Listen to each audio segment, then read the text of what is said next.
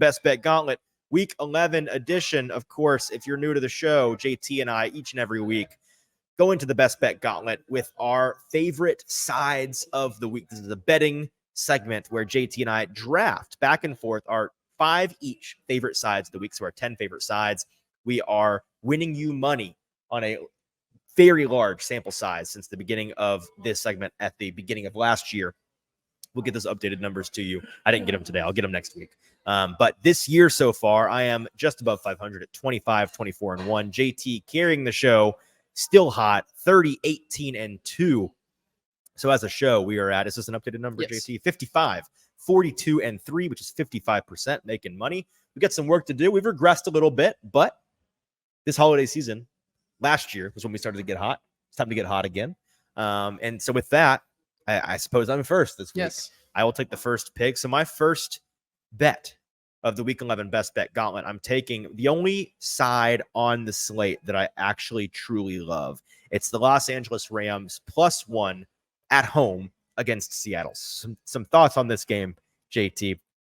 People are absolutely, in my opinion, sleeping on this Rams team because, one, they just had their bye, so it's easy to kind of forget about them. And two, they didn't have Stafford before they went on bye, and they were getting beat up pretty bad. They kind of fell under after the Puka and Cooper Kupp hubbub of early season came down to a simmer. Mm-hmm. The Rams kind of faded off into the back of everyone's mind. They're back. They're playing a division opponent this week. And this is the first matchup, in the first matchup, reading my own notes is hard. In the first matchup between these teams, the Rams outgained Seattle 426 to 180 and more than doubled them first downs in that game. That was without Cooper Kupp, who's going to be, of course, a nice addition for them. And this one, he's going to get his. They're getting Matthew Stafford back for this game. If folks haven't heard the news, so that's a big one. They're rested.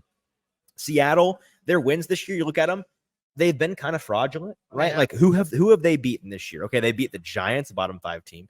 They beat Carolina, a bottom 5 team. They beat Arizona pre-Kyler returning. They beat Washington barely last week. They beat Cleveland with PJ Walker.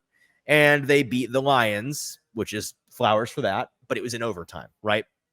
So they don't have really any definitive, impressive wins where you look at that and you say that if that's the team that shows up, that's going to be a game breaker. You look at the head coaching matchup here. McVay against Seattle in his career as the head coach of the Rams. He's 10-4 against the spread all time versus Seattle. 6-0 in the last 6. He's had their number for 3 years now, and I think it's going to continue this week. I think that they're going to win outright at home. Give me the Rams +1 versus Seattle. Yeah, I wish I would have lost this past week so I could pick first because I really you weren't happy about me taking that No, one. I was not at all. Ride the hot hand of maybe a top 5 quarterback right now in the league in CJ Stroud. I'm going to take playing like one. The Houston Texans -5 right now at home against the Arizona Cardinals. Just first of all, straight up, is there any position group on the Arizona Cardinals that is better than a position group on the Houston Texans right now? I could think of maybe James Conner, who was good at football. Besides that, I would say like maybe their pass rushes are equal, but that's a maybe. Yeah, that's a maybe. I mean, everything else, no. Texans are the better quarterback right now. Texans have the much better quarterback. I think they have the much better overall defense, at least in that secondary, especially. That talk about a mismatch right there between those secondaries. Houston Texans have a great secondary. Well, and how is Arizona going to stop Houston? They can't. Exactly. The secondary is trash. They can't cover them through the air, and they can't get after the quarterback very well. Yeah. So, CJ Stroud, any reason to believe he's not going to be epic this weekend? Yep. It's hard to say. However, there are a couple numbers against this one. Like I said, I like this. I don't love it. Mm-hmm. I can get it at -5 right now. If it goes down, you might want to do a little bit of window shopping with this one. CJ Stroud 0-3 against the spread as a favorite all time. I don't think that stays that way forever, especially how good he's playing. This team is finally fully healthy. They're also playing a Arizona team that is coming off a win. And it's smart to fade those teams that are coming off a win that are pretty bad. Teams that are 1-4 in their last 5 games coming off a win are 79, 136, and 1 straight up in the last 20 years. That's 36.7% right there. I like the Houston Texans this week. I'm going to take them because I think CJ Stroud is on top of the world. I think Kyler's nice, but I don't think Kyler can single-handedly win this game by himself. So I'm with you on that bet. With my week 11, second overall best bet gauntlet pick. I'm taking the Cleveland Browns -1 at home against Pittsburgh. Listen, I've been hating on this Pittsburgh team for a couple of weeks, and I will continue. They are frauds. I will continue to call them what they are, which is fraudulent. Both quarterbacks in this matchup stink. Like folks are saying, PJ Walker, who just call your darling DTR? Or not PJ Walker, DTR. You just call him. Did you say he stinks? So here's the deal. He does not. I don't think he's going to stink, but he's played one game this year and he stunk in that game. Now, in that game, he was playing on zero notice. I think he was told the day before the game that he was playing. It was against the Ravens, right? It was a very bad spot for him. He's had a full week to prepare. Okay. Deshaun Watson was ruled out early in the week. It's been DTR getting all the first team reps so far this week. And Kenny Pickett, I mean, we know he's not any good. And so I think that the only really truly good side of either of these teams is the Cleveland's defense. They're clearly the most dominant side of the ball on either of these teams. And so I think that the game plan for Cleveland is going to be, let's run the ball down their throats. Let's not turn the ball over. Let's scheme up when we want to throw the ball and do so frugally, do so efficiently. And just not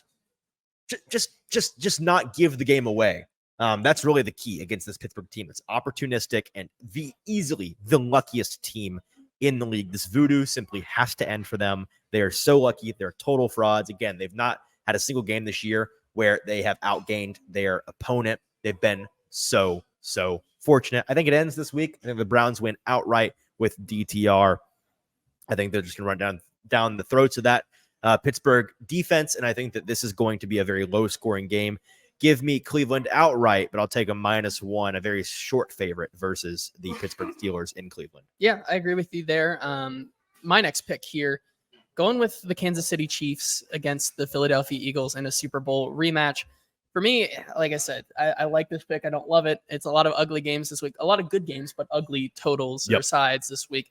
But really an auto bet for me. A couple of reasons why here. So the Eagles, this is the first time all year that they've been an underdog, teams to be underdogs for the first time in their 10th game or later, or 6-23 straight up and 12-16-1 against the spread.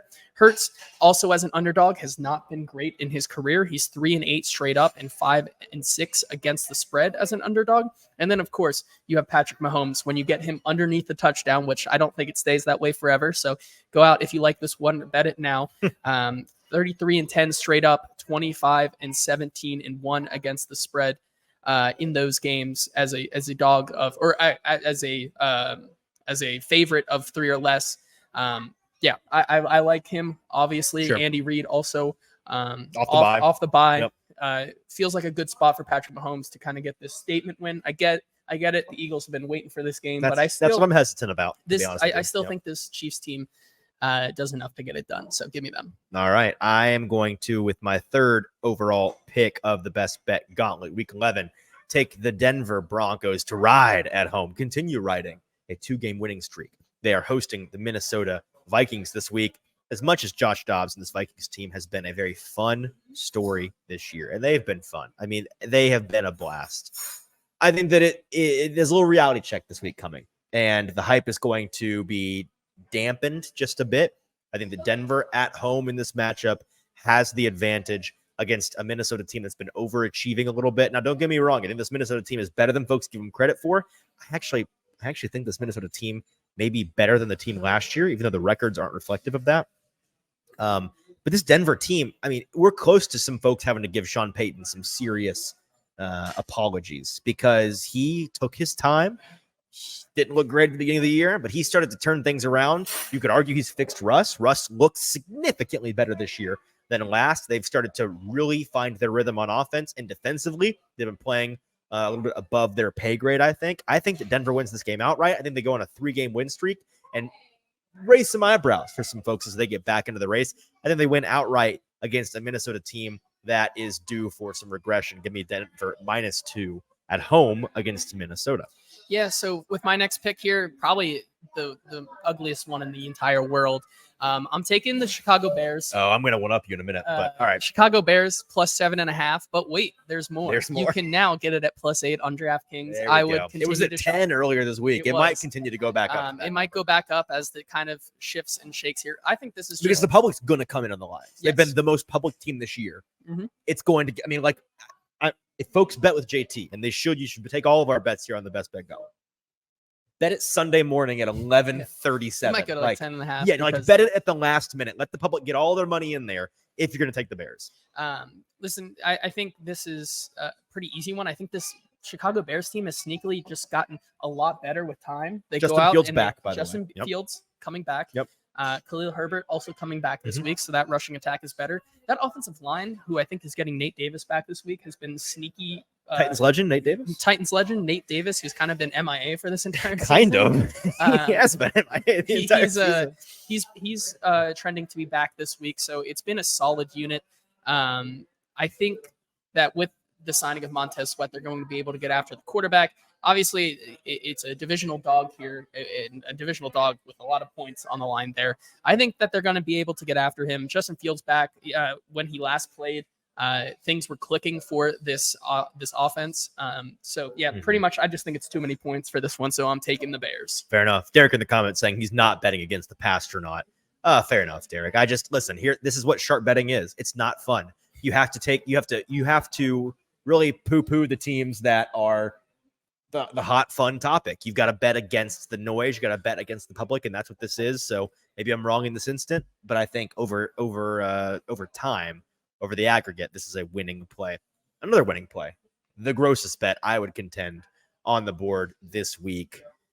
This goes against some things I've said in the past, and I'm going to clarify because I'm not being hypocritical here. It's just it requires context. With my fourth pick of the Week 11 Best Bet Gauntlet, I'm taking Carolina, the Panthers at home, -10 and the hook, -10.5. Excuse me. Yeah. Ooh, good grief.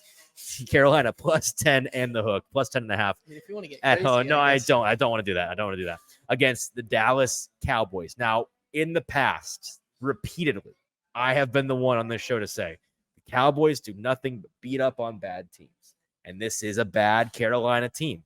But what else have we seen the Cowboys do this year? They murdered it was a Giants team earlier in the year, and then they turned around and lost pretty much everybody's survivor pools by losing outright to Arizona in week 3. Mm-hmm. That's what I'm kind of thinking is going to happen here. The Cowboys have a pretty decent sample size in the past couple of weeks. They have some instances of playing really, really, really great and then falling flat the next week. And this game is sandwiched in between two very important games for them. So it's a very much a look ahead spot. I think that 10.5 is just too many points, and Carolina at home has had the ability to lay some voodoo on. I mean, this crazy hot Houston Texans team lost outright to Carolina 2 weeks ago. Yeah, no one wants to talk about it. Everyone's forgotten about it. I think that happens potentially, and I'm not saying they're going to win outright. But I do think they keep it way closer than folks think. I think it's a low-scoring affair. This Carolina team starts to put some things together. Now, I'm going to put a contention out there, an asterisk on this. I reserve the right to change this out. I saw Bryce Young pop up on the injury report today. He was a full participant, but they did put him on there for the first time this week. If for some reason he is hurt, not even not playing, like if he is questionable physically going into this game, I might switch it out. But if he's good to go, taking Carolina. Give me Carolina +10.5 against Dallas. If you want to feel better about this pick, my Cowboys friend just texted me and said, "Oh no, Easton is right." So I would feel better about it. I'm with you on that one. It seems like a classic lull Cowboys spot. It is. So I'm with you on that one. Yep. My next pick here. This is my fourth pick. I'm taking the Buffalo Bills -7 at home against the New York Jets. Love that. Yep. This one was pretty simple. This was one of my last picks, but I was like, wait, why didn't I take this sooner? The Jets haven't scored an offensive touchdown in 36 consecutive drives, which their last touchdown came against the Giants in week 8 in the first quarter. So it's been a long time for them.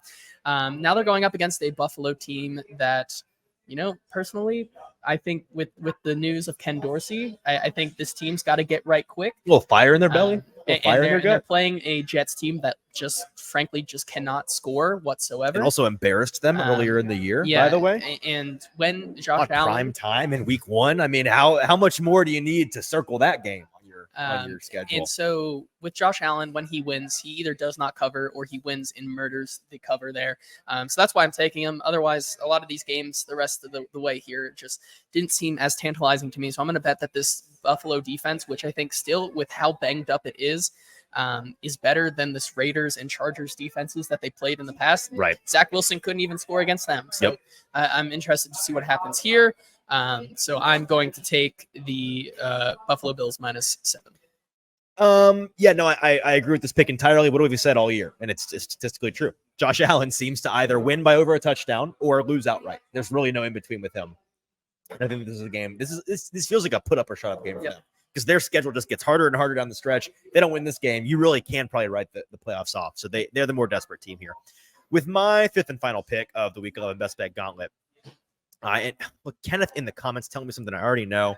He says that Frank Reich took back play calling from Thomas Brown, undercutting him completely after week 1. Bad karma pick, Easton. Kenneth, I hate this pick. I hate it. You have to make it, though. Like, this is it's the kind of pick you hate and you have to make. It's one of the sharpest sides of the week. It's the pick. I promise Carolina's the side here. May lose in this moment, but just playing this spot, you're going to win money over time. That's how it works. All right, with my 5th and final pick, JT, were the people thinking that we were going to go a best bet gauntlet without picking the Titans game? Silly people. With my 5th and final pick, I'm taking the Tennessee Titans +7 at Jacksonville. Now, if this gets 7.5, I actually love it. At 7, I like it. And this is just because, again, it's an ugly, gross spot. We have the number from earlier in the show. Teams playing a Florida NFL team the Florida vibes on the second leg of a road trip or longer. They are 95, 52, and 5 against the spread in the last 20 years. It's a very big sample size with a lot of signal to it. I think that this is a Vrabel spot if there ever was one. The Titans are the more desperate team for sure here. I think this is a desperate team wins out spot. Again, do they win? Maybe not. If for some reason my gut tells me they do, my brain tells me no. Whether they win or lose, I think that they cover this number. I think the total is, I think, near 40, if not in the 30s. So it's a low-scoring game. Fundamentally, as a bettor, what do we love? We love low-scoring, big underdogs, okay? Because if you're a big dog of touchdown and there's not going to be many expected points in the game, that means that you're more likely to be able to keep it close and cover that big number. I think that's the case with the Tennessee Titans here. So give me Tennessee +7, my only road team of the week at Jacksonville. Yeah, and now with my final pick here of this week. Let me guess. Do the people have about 37 minutes to bet this side that you're about to put out there? The people do have 37 minutes. Okay. It's fluctuating. I can currently get it on DraftKings at +4. I'm going to take it at +4. There you go. I'm taking the Cincinnati Bengals +4 tonight on Bengals. Thursday Night Football. Burrow, he's amazing against the spread when he's an underdog. Is he amazing at night in night games on the road? Listen, okay. Primetime game? Here, hold on. Sorry, I just had to. Burrow, 13-5 against the spread after a loss, and 5-2 against the spread as a divisional underdog. Both those 71 and 72%. Jackson has been really bad as a favorite of between 3 and 10 points. He's been 5-16 against the spread. Burrow is a perfect 10-0 against the spread as a dog of more than 3. Has Burrow not covered in a primetime game? Is his record awful? Yes. However, this is right now the Bengals mini Super Bowl. It is a must-win game if they want any chance of staying alive in this division, in my opinion. You can't lose both to Baltimore and then expect them, with how good they're playing right now, to kind of falter down the stretch here. Yep. I think that this Cincinnati Bengals pick, I'm putting 2 units on it tonight. A double play. A double play. This is a bet on the Cincinnati Bengals +4 is a bet for America, for freedom, for justice, and liberty for all. This is the time we're here. The jungle is going to roar tonight, even though it's in Baltimore. Our Lord and Savior Jesus Christ is on the Bengals tonight. Yes, he is with them tonight. So I'm taking the Bengals +4. You can count this one as a vibes pick. I'm also also above 500 on vibes picks this year. Are you 2-1? I'm 2-1. There you go. There you go. 2 of them in the Bengals. Yeah, you know. Yeah. There we go. There we go. I'm excited. All right, Derek in the comments saying that he's considering fading all of Easton's pick this week except for the last one. No, Derek, that's not how it works. You either fade all or you fade none. You don't get to pick and choose. Best of luck to you. Best of luck to everybody. Again, maybe I'll have a 1-4 week. Maybe I'll have a 4-1 week. All I know is, regardless of the outcome in this 1 week, Best Bet Gauntlet continues to make money. That's all we care about, and I like our picks this week. To recap, JT is on Houston -5 at home against Arizona. Kansas City -2.5 at home against the Eagles. Chicago +7.5 on the road in Detroit. Cincinnati +4 on the road in Baltimore. And Buffalo -7 at home against the New York Jets. My sides of the week, I'm taking the Rams +1 against Seattle at home. Cleveland -1 at home against Pittsburgh. Denver -2 against Minnesota at home. Carolina -10.5 at home against Dallas. And Tennessee on the road +7 against the Jacksonville Jaguars.